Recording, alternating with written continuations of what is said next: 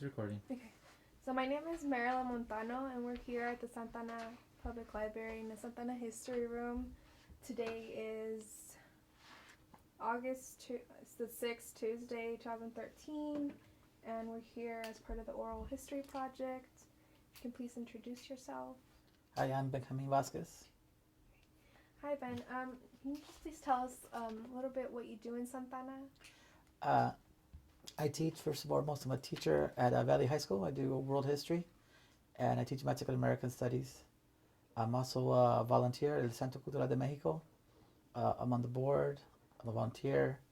I help organize events like Dia de los Muertos, Noche de Altares, and Dia de los Niños. How did you come here to Santana, or the story of you in Santana? It's crazy. Okay. So my grandma was born on 3rd Street, down over here, in 1924 about, and she lived here till she was 4. My family had come, her father had come because he had killed somebody and he was trying to get away, so he came here until it all went away in Mexico. So they returned back. So she moved back. She married my grandfather and they had 12 babies. My grandfather was a womanizer and a gambler, and they were in Zacatecas. They were in Mezquita, little Zacatecas, and that's in the little.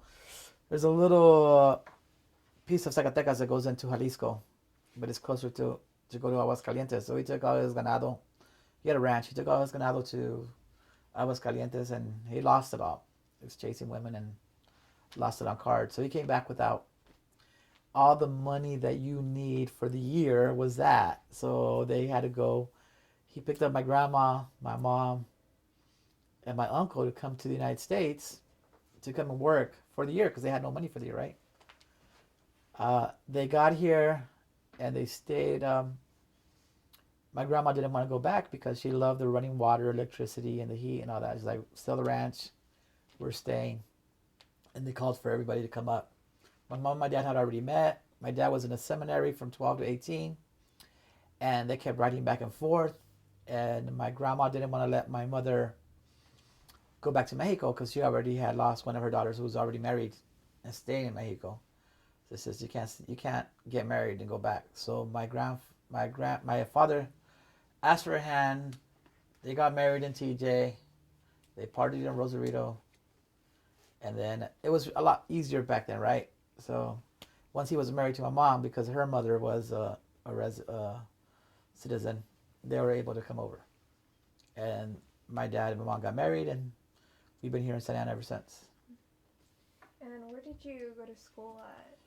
Let's see, I started my first year of school, half a year, I went to Madison, and I was the only Mexican kid at Madison Elementary in my kindergarten. If you know where Madison is, that's Edinger and Standard. It'd be hard to think that was I was the only Mexican kid in that neighborhood. So, and then we moved to Monte Vista. Then that house was kind of small. There were 6 of us. We had a 2-bedroom. We need a little bigger. There were 6 kids, not 6 of us. So 8 people in a 2-bedroom. So we moved to Center Street over by Michael Hart and Mary, and I started going to Monte Vista. And then I went to Carr, and I graduated from Valley, where I now teach. Oh. What are some of the feedback that you get? Because they've probably never heard of their own history, right? They enjoy it. We have so much fun that they don't see it as, well, what they see as learning. It's a sad thing that what I do, they don't see as learning. They see it as something else. Because of No Child Left Behind and Race to the Top, their idea of education is taking a test or multiple choice or filling in the blank. It's something super easy. But what I have them do is create pieces of art. They're creating pieces of art, but it has to be backed up by research with a works cited page and an abstract. They write about it. They know what they're doing. And they create these beautiful pieces of art, and they acknowledge that they're beautiful pieces of art, and they could tell you the history of the art. But to them, they're like, but we didn't learn anything. So I bust out the artwork, and then we go over it, and they're like, okay, we did. But they don't, to them, it's a sad thing that to them, what they're doing, which is creativity, they don't think it's education, but that's education. That's what good teaching should be, is having kids be creative. And what got you into teaching that part? Like, what was the motivation behind you teaching these kids every day? I would have been, so I started teaching and I started teaching in Watts, and a lot of what I am is helping those kids and being tough, but not being tough and also being caring at the same time. And I those kids would tell me that they liked my class because I was strict, but at the same time you have to be caring and you have to know that that you want something better for them. So I knew I was on the right path. But like I moved over to Willard, and Willard's just down the street from here, and I wanted the kids to be in love with the city like I was. I'm like, and I didn't know about El Centro. I didn't know about anything in Santa Ana. I just knew that I enjoyed, and I was proud to be from Santana. Um, so I started getting my students at Willard involved by going to the farmers market, where I met a teacher named Gabriela, and she was my homegirl since we were at Santa College, and she had her students. So we decided to do a program together, and she told me about El Centro. So we did a service learning program. Where I think we did something simple like a food drive for battered children and families, and women and families. So the kids had decided they had three main problems. One was immigration was number three. Number two was healthcare, and number one was battered domestic violence. So they wanted to take on domestic violence. I think one of the youth in the group had problems with domestic violence, so they were gonna. That's why they chose that one. So from there, I got involved with the Centro, and they showed me that anything was possible. That everybody's an artist, and you could do anything you imagine. So you learn from the people there who just. It's a beautiful thing because people show up to give classes for free. Nobody gets paid. They're playing Son Jarocho for free. They're going to go perform Son Jarocho and give the money back to El Centro.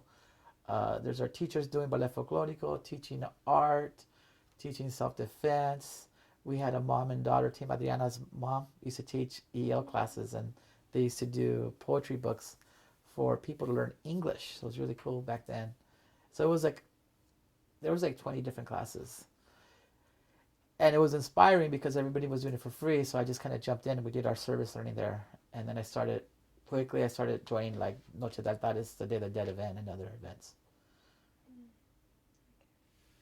Can you talk about the feedback, when you're there at the Day of the Event? I think the feedback is immense. I've had people who love it, and maybe it's their first year or their second year.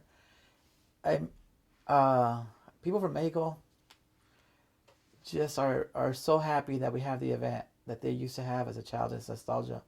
For my family, it's something new that we started here, and we had altars for 3 years. But I see the effect because I had two 9-year-old nephews talking about my grandfather, who they never met because he passed away, but they're talking about the character of the man. So it's really important to have that. So just they only know about him through the altar and us having conversations and asking questions on what's the altar. And then we have people, so sometimes I'll walk around Noche de Altares and I'll see an altar and one just caught my eye. And I had to stop because it was just so old. The altar had stuff, and I'm like, this is a old altar. How long have your families been doing this? And they're like, there's stuff on here from like 1919. So from way far back. So there's a lot of history.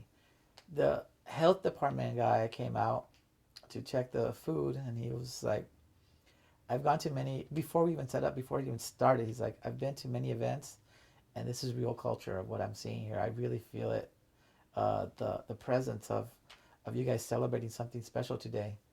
So he was really happy about. So he came back with his family that day. So there's something special about, because we don't commercialize it. We do have vendors, but those are people who make their stuff at home, who are creating their own art pieces, and we'll have 40 who make their life and their livelihood from creating art. So those are our vendors. But there's no like Pepsi, or there's no like Northgate. Of course, never will there be a Northgate until they have a union. But there's nobody like that that's going to be sponsoring us. So it's all community based, and all community paid for. Either the food vendors, we get money from the food vendors, from the people selling their goods, and then from donations. When you were a teenager, were you involved in your community? Very little. I wasn't making choices. It wasn't that people trying to give youth a voice. But we did do a few. We did a march when I was 10. They were trying to take away breakfast away from the public schools. They were going to do away with giving free breakfast. So we did a march on that. And then I think when I was 18, the Santa Ana Unified School. I didn't know I was going to be a teacher then, or did I think I ever wanted to be a teacher? They were gonna try and lower the wages of the teachers. So we did a walkout in 1989. The students of Valley High School for the teachers' wages. That's about to the extent of it, and a lot more in college, but not so much when I was here. There wasn't as many groups as there is now.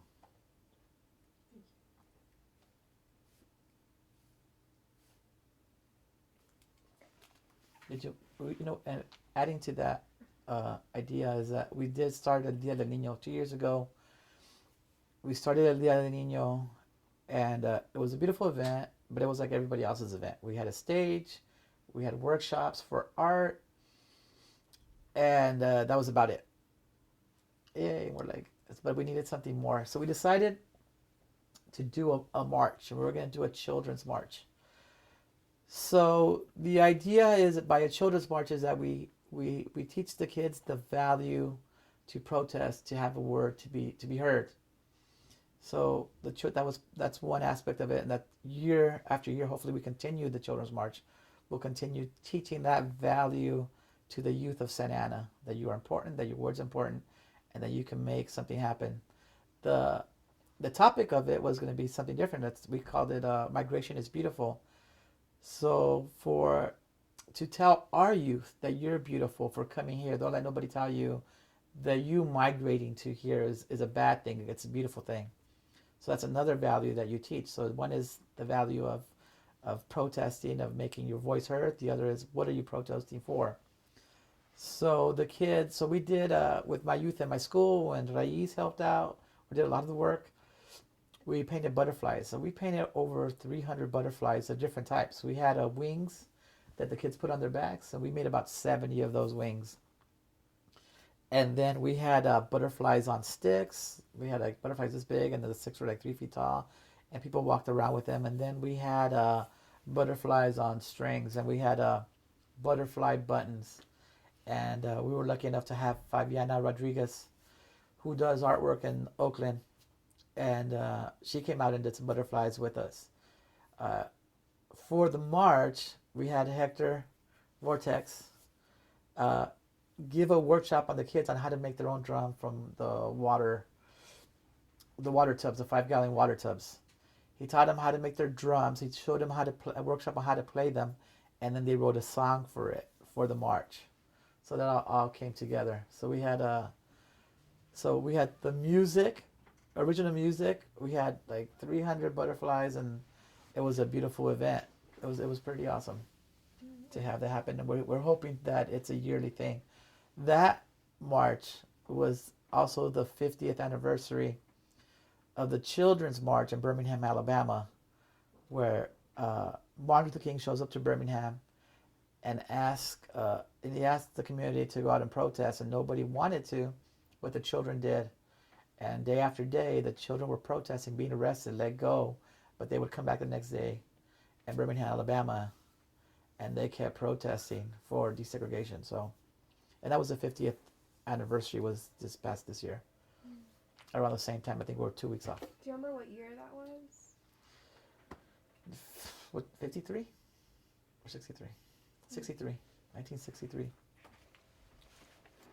And touching upon creativity and community art, can you talk about how the importance of a community artist that you see in spaces such as the Centro Cultural de Mexico? How do you see that? How important is that to have in the community? So art marks, like what I said, just like the march, it talks about the values and what's important to you and who your community is. So if that's lacking in your art, so are the people who are lacking in your art. And the more genuine it could be, so the more genuine, what I mean is the people of Santa Ana making their art for themselves. That's as genuine as they can get, of who gets to define who you are, what's going to last. Like we're here in the history room, what's going to last? of Santa Ana to depict who you are. So to have artists from Santa Ana depict that and tell us the stories, the the ambitions, the goals, and the fights of the people of Santa Ana is what we need. So community artists who are willing to delve into, and not just for the aesthetics, but for the history of it, and to tell a story or to make a change or to push somebody to another height is what we need. Is what art is for. It's not to draw a pretty flower and look how beautiful I paint a flower. It's to inspire people and to unite people to come together and be proud of who they are, right? So what is the passion behind all the involvement in the community?